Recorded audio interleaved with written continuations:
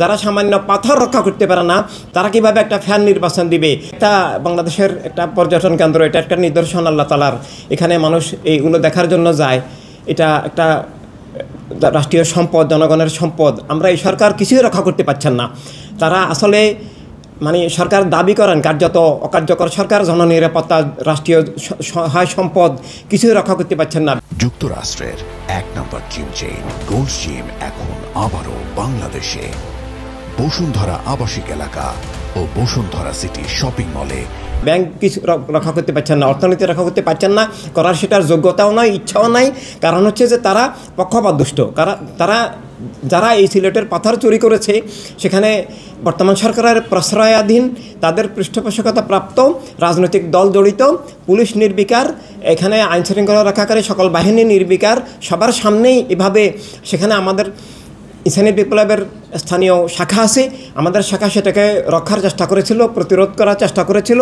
সে শাখার একজন সদস্য এখানেও আছেন। তো এভাবে কিন্তু ব্যর্থ হয়েছে, কারণ পুলিশ সহযোগিতা করছে না এবং সেখানে স্থানীয় সন্ত্রাসী গুন্ডারা এগুলো করছে, খুনের হুমকি দিচ্ছে এবং আতঙ্ক সৃষ্টি করছে। তার মানে এই সরকার যে ব্যর্থ, অকার্যকর, যারা সামান্য পাথর রক্ষা করতে পারে না তারা কীভাবে রাষ্ট্র, সংবিধান, ধর্ম রক্ষা করবে, জীবন রক্ষা করবে? তারা কীভাবে একটা ফ্যান নির্বাচন দিবে? তাই আমরা ডিজিটাল মোবাইল থাম নির্বাচন চেয়েছি এবং অবিলম্বে নির্বাচন দিয়ে গণতান্ত্রিক প্রক্রিয়া শুরুর কথা আমরা দাবি জানাচ্ছি রাষ্ট্রকে রক্ষার জন্য। কিন্তু তাদের কোনো জনসমর্থন নাই, তাদের কোনো গণভিত্তি নাই। যে দলটা বলেছে ফেব্রুয়ারিতে নির্বাচন হবে না, হইতে দিবে না, তো সেই দলের তো কোনো আসলে ভিত্তি নাই, সেটা নিবন্ধিত দলও নয়। এবং তাদের সমাবেশগুলোতে আমরা টোকায় দেখি।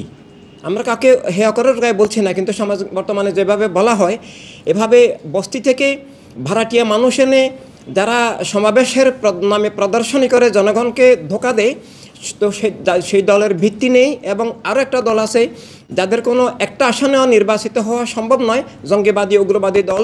তারা পিআর, প্রফেশনাল রিপ্রেজেন্টেশন নির্বাচন চাচ্ছে, কারণ তারা একটা আসনেও জয়ী হবে না। জনগণ তাদেরকে ঘৃণা করে। সারা দেশের সবাইকে নিয়ে, সব সদস্যকে নিয়ে এভাবে মানে একটা ধোকার নির্বাচন করা, অর্থাৎ পিআর নির্বাচন। তো জনগণ যার যার আসনে নিজস্ব এমপি নির্বাচন করতে পারে না। জনগণ সরাসরি এমপি নির্বাচন করতে না পারলে জনগণ কার কাছে সুখ দুঃখের সমস্যার কথা, সংকটের কথা বলবে? এবং যে নির্বাচিত হবে, যেহেতু সে স্থানীয় জনগণের ভোটে এমপি হয়নি, তাই স্থানীয় জনগণের প্রতি তার দায়বদ্ধতাও থাকবে না। তো এভাবে নির্বাচনের নামে ধোঁকা প্রহসনের চক্রান্ত চলছে। তারপরেও আমরা দাবি করব এবং আশা করব যে অবশ্যই নির্বাচনের আয়োজন করা হোক এবং নির্বাচনের পরিবেশ তৈরি করা হোক।